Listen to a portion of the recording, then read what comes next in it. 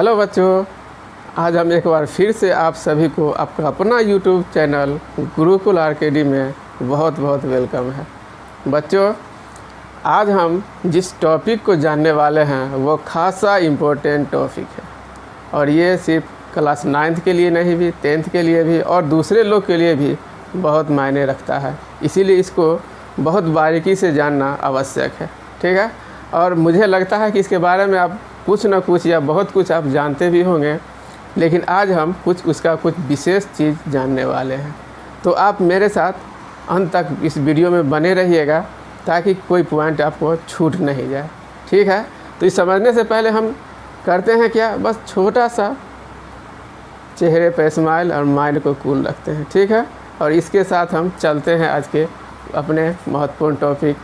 आज जो है वह पॉलिनोमियल, जिसको हम बहुपद के नाम से जानते हैं, इसके बारे में पढ़ेंगे। नहीं, यह मैथमेटिक्स का काफ़ी इम्पोर्टेंट टॉपिक है, क्योंकि जितना भी क्वेश्चन आता है बहुत सारे क्वेश्चन इससे रिलेटेड ही रहता है। नहीं, अब इसको समझने के लिए कि बहुपद क्या है हम कुछ इसके एक जाएंगे, उससे पहले हम कुछ और इम्पोर्टेंट चीज़ है उसको जानेंगे। तो पहले हम इसको जान लेते हैं अचर,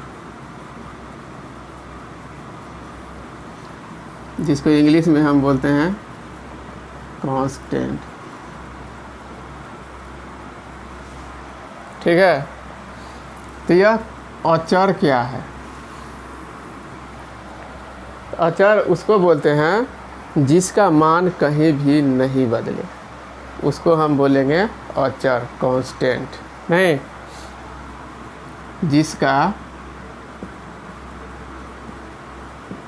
जिसका मान सभी जगह एक जैसा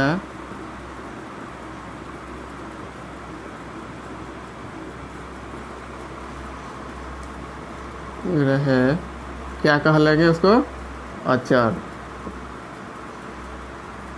अचर कहलाता है। इसे capital A, small B, small C इत्यादि से सूचित किया जाता है, इत्यादि से सूचित किया जाता है।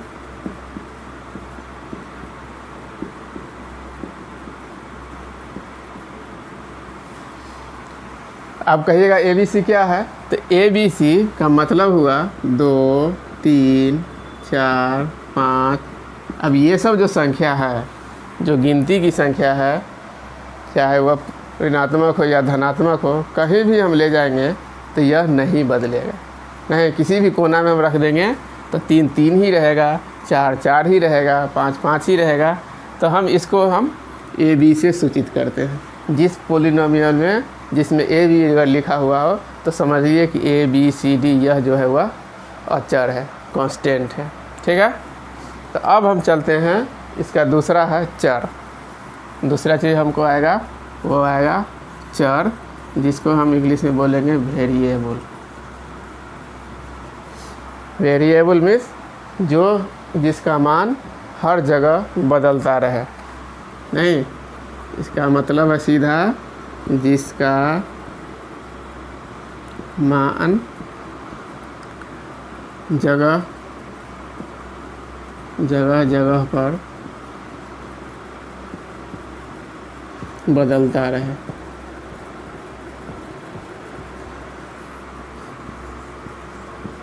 क्या कहेंगे उसको? चर, नहीं, वेरिएबल।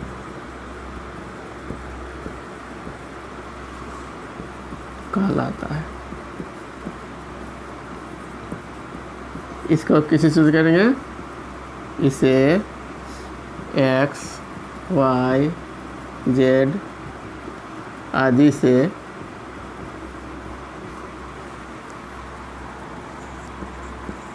सूचित किया जाता है,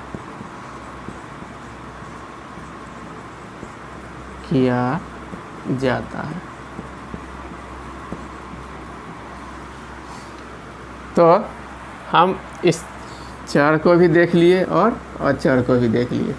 समझ गए, कोई दिक्कत नहीं है। अचर का मतलब जो कहीं नहीं बदले, अचर का मतलब हर जगह पर अपना अपना मान बदलता रहे, उसको हम चर बोलेंगे। मतलब वेरिएबल और कांस्टेंट जो कहीं नहीं बदले, हमेशा वह नियत ही रहे, उसको हम क्या बोलेंगे?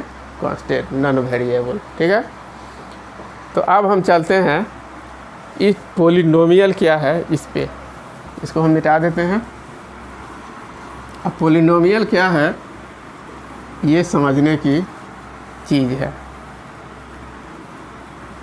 इसको आप बहुत ध्यान से देखेंगे, फिर आगे दिक्कत नहीं होगी।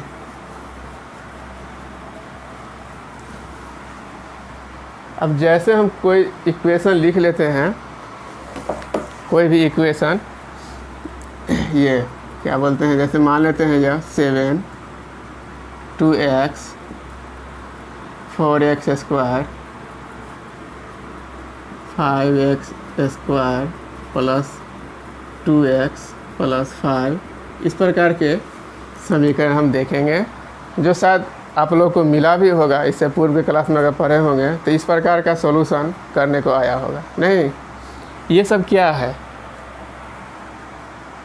ये सब जितने भी है ये सब को हम बोलेंगे पोलिनोमियल बहुपद। बहुपद का जिसमें एक से के साथ और भी पद मिला हो वह बहुपद होगा, इसको हम ऐसे समझ रहे हैं। लेकिन जब इसको अंदर से हम देखेंगे तो कुछ चीज़ और हमको नज़र आएगा। ये कहिएगा कि ये तो कांस्टेंट है, लेकिन हम बोलेंगे कि यह भी बहुपद है। कैसे? तो अब इसको मान लीजिए कि 7x में पावर 0 दे देंगे तो यह वेरिएबल के टर्म में आ गया, और आप जानते हैं किसी पावर 0 जो होता है वह इसका मान 1 होता है, तो मतलब 7 को 1 से गुना करेंगे तो 7 ही रहेगा, कोई फ़र्क नहीं पड़ेगा। इसका मतलब यह भी क्या है? पोलिनोमियल है।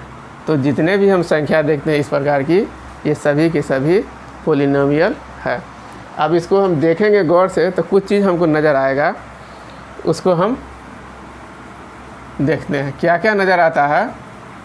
देखिए, इसमें हमको मिलता है एक अचर, इसको हम क्या बोलेंगे? अचर से पहले हम बता चुके हैं, यह अचर है, यह चर है, यह चर का घातांक है, यह चर का इसका बीजीय रूप है।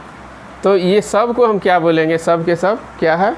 पोलिनोमियल है। यह भी पोलिनोमियल है, यह भी पोलिनोमियल है, यह भी पोलिनोमियल है, और यह भी पोलिनोमियल है। मतलब यह सभी के सभी क्या है? बहुपद है। तो हम क्या देखते हैं? यह देखिए अचर है, अचर का गुणक है, ये चर का घातांक है, देखिए एक चर से घातांक में है, यह बीजीगणितीय जोड़ घटाव के रूप में है। तो मतलब वह कि अचर चर के गुणक, चर के घातांक नहीं, जब उसके जोड़ घटाव गुणा आदि के क्रिया के बीजीय गणित के रूप में हो तो उसको हम क्या बोलेंगे? बहुपद। नहीं, क्या बोलेंगे इसको? बहुपद। इसको लिखेंगे अचर, पोलिनोमियल का अचर, चर, चर के घातांक, और घातांक क्या हो? वह पॉजिटिव हो, नहीं मतलब पूर्ण संख्या हो, पूर्ण संख्या हो। अचर चर, चर के घातांक, कमा चर के गुणांक को जब जोड़ घटाव गुणा के क्रिया के बीजगणितीय नहीं, बीजगणितीय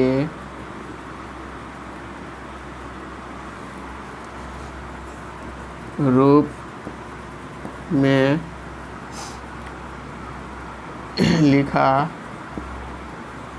लिखा नहीं, लिया गया, यहाँ लिखेंगे लिया गया व्यंजक क्या कहलाता है? बहुपद, जिसको हम पॉलिनोमियल बोलते हैं। पॉलिनोमियल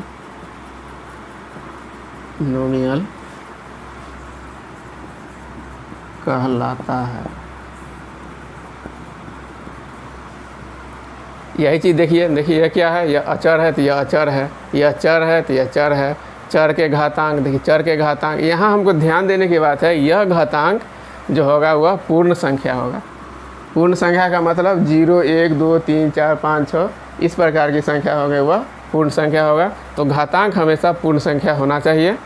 चर के गुणांक, अब ये देखिए चर के गुणांक के रूप में है, को जब हम जोड़ घटाव गुणा के क्रिया के बीजगणितीय रूप में लिया गया व्यंजक बहुपद कहलाता है। जब इसको हम इस प्रकार के फॉर्म में जब हम लिख देते हैं, या जोड़ भी हो सकता है, या हम घटाव भी लिख सकते हैं, या गुना भी लिख सकते हैं, मतलब इस सभी संख्या को जब हम एक एक्सप्रेशन में देते हैं, एक व्यंजक में देते हैं, तो वह हमारा क्या कहलाता है? बहुपद। कोई दिक्कत? तो इस ढंग से हम देखेंगे, यदि हम कोई संख्या लिख लेते हैं, 6 लिख लिए या 7 लिखिए, 8 लिखिए, जो भी लेना है वो लीजिए, यह भी एक बहुपद कहलाता है, क्योंकि हम 6 को 6 पर पावर 1 शून्य लिख सकते हैं। तो यह हमारा, ये देखिए चर हो गया, यह अचर हो गया, इसे घातांक हो गया। तो किसी भी संख्या को हम उसके बहुपद के रूप में लिख सकते हैं। नहीं तो हम यहाँ सीधा कह सकते हैं, बहुपद की परिभाषा हम दे देंगे, अचर, चर, चर के घातांक, चर के गुणांक को जब हम जोड़ घटाव गुणा की क्रिया के बीज रूप में लिखा गया व्यंजक बहुपद कहलाता है। समझ गए? तो आप बहुपद, कोई दिक्कत नहीं होना चाहिए। अब इसमें जो बहुपद होगा उसमें हमको क्या क्या ध्यान देना है, उसमें कुछ ऐसा चीज़ है जो यदि होगा तो वह बहुपद नहीं होगा। पहला होगा, यदि नहीं होगा, लिखेंगे यहाँ बहुपद नहीं होगा, नहीं, जैसे लिख लीजिए इसमें कहलाता है व्यंजक, जैसे कुछ भी 7, 5x square, 4x square plus 2x plus 5 इस प्रकार के हो गए, ये सभी कहलाएंगे व्यंजक। यह हो गया इसकी परिभाषा, यह इसकी परिभाषा हुआ किसका? पॉलिनोमियल का, जिसको हम बोलते हैं बहुपद। अब इस बहुपद में क्या क्या चीज़ नहीं होना चाहिए उसको हम देखेंगे। बहुपद यहाँ पर लिखेंगे, बहुपद नहीं हो सकते, नहीं हो सकते यदि क्या हो? पहला, यदि घातांक ऋणात्मक संख्या हो, यदि घातांक ऋणात्मक, जिसको हम निगेटिव बोलते हैं, संख्या हो, तो यह पॉलिनोमियल नहीं होगा। जैसे इसको लिखते हैं 5x पर पावर -2, तो यह पॉलिनोमियल नहीं होगा। नहीं, दूसरा हमको क्या होना चाहिए कि इसके घातांक भिन्न के रूप में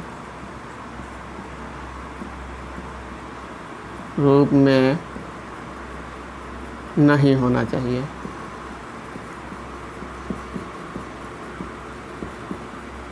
भिन्न के रूप में अगर होगा तो यह भी पॉलिनोमियल नहीं होगा। जैसे मान लीजिए 6x पर पावर 1/√2, ये सब क्या होगा? पॉलिनोमियल नहीं होगा। यह भी पॉलिनोमियल, इस ढंग से अगर कुछ पावर है तो उसको हम पॉलिनोमियल नहीं बोलेंगे। दूसरा हम बोलेंगे, तीसरा, यदि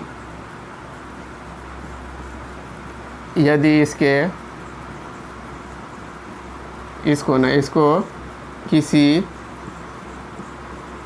चर से भाग दिया गया हो।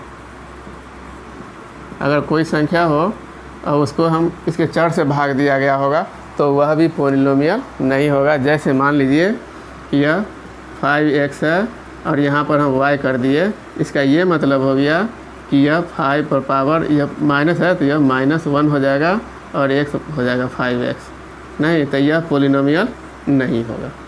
तो इस चीज़ को हमको ध्यान रखना है कि वह संख्या पॉलिनोमियल नहीं हो सकता है जिसके घातांक नेगेटिव हो। नहीं, यदि इसके घातांक भिन्न के रूप में हो, और यदि यह घातांक 1/2, 1/4 या 3/4 कुछ भी हो, वह भी पॉलिनोमियल नहीं होगा।